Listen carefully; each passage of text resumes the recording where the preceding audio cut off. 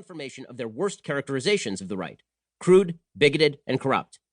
The willingness of conservatives to accept Trump, despite all of these flaws, represents further confirmation that the conservative movement was rooted in retrograde impulses, papered over with the language of small government. Should Trump win re-election in November 2020, leftists are likely to panic. The potential for national divorce rises dramatically. But Trump isn't really the issue, of course. He's merely the symbol of a broader rift in America that predates his presidency and has been growing, decade by decade.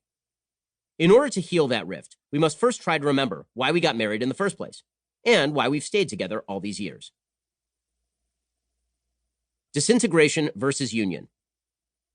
This is hardly the first time Americans have considered divorce. Indeed, during nearly every major crisis in our history, a contingent of Americans suggests that divorce might be preferable to living together. After all, the logic goes, not all that much holds us together. America is a marriage of interests, not a love match.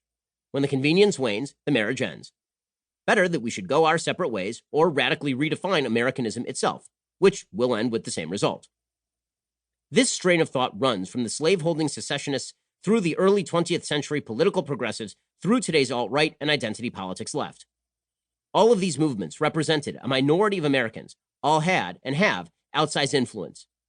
The philosophy of division is a philosophy of power politics, a philosophy that paints America as a mythical construct instituted by those at the top of the hierarchy in order to reinforce their own control. It is a philosophy that derides any notion of American unity as a lie and bathes that which links us, Abraham Lincoln's bonds of affections and mystic cords of memory, in acid, disintegrating our ties and casting us all adrift. Throughout this book, we shall call this strain of thought disintegrationism. Then there is another strain of thought. Throughout American history, this strain of thought has emerged victorious, though never without pain and struggle, and sometimes at the cost of death. This philosophy argues that what unites Americans is far stronger and deeper than what divides us, that our vows to one another were cemented in blood, and that we are inextricably intertwined.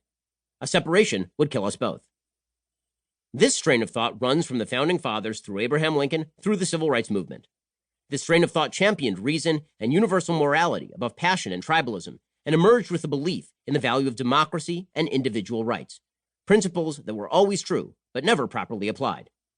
This strain of thought suggests that America is always an imperfect union, but it is indeed a union, and that we are always in the process of strengthening and growing that union, built on the foundation of founding ideals. Throughout this book, we shall call this strain of thought unionism.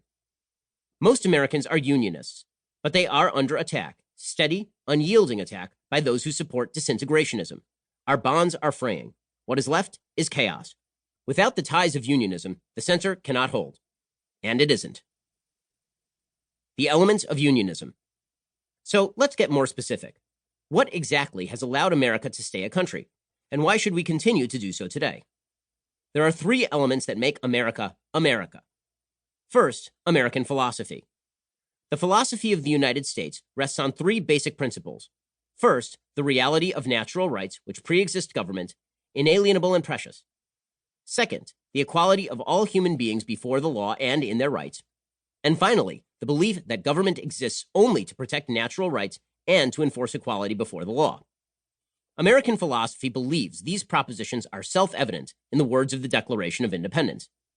The founders attempted to implement American philosophy through a unique set of institutions. The Constitution of the United States was a compromise document designed to enshrine American philosophy via a limited government system. That constitutional system's enumerated powers balanced the necessity for action embodied in the legislative power with the necessity to avoid tyranny.